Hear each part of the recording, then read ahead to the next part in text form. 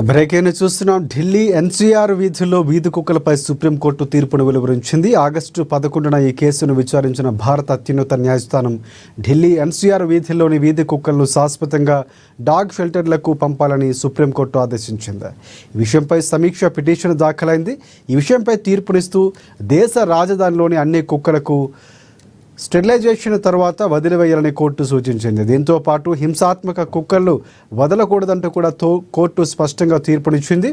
అలాగే బహిరంగ ప్రదేశాల్లో కుక్కలకు ఆహారం ఇవ్వకూడదని కోర్టు స్పష్టంగా ఆదేశించింది.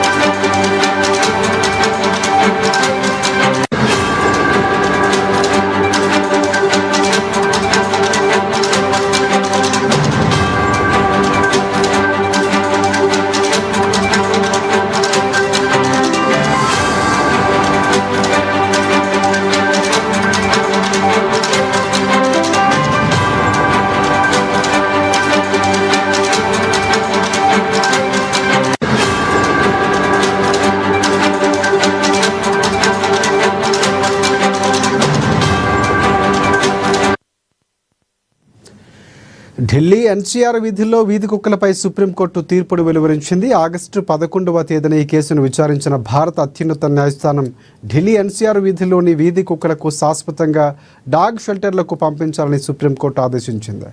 ఈ విషయంపై సమీక్ష పిటిషన్ దాఖలైంది. ఈ విషయంపై తీర్పునిస్తూ దేశ రాజధానిలోని అన్ని కుక్కలకు స్టెరిలైజేషన్ తర్వాత వదిలివేయాలని కోర్టు సూచించింది. దీంతో పాటుగా హింసాత్మక కుక్కలను వదలకూడదని కోర్టు స్పష్టంగా చెప్పింది. అలాగే బహిరంగ ప్రదేశాల్లో కుక్కలకు ఆహారం ఇవ్వకూడదని కోర్టు స్పష్టంగా ఆదేశించింది.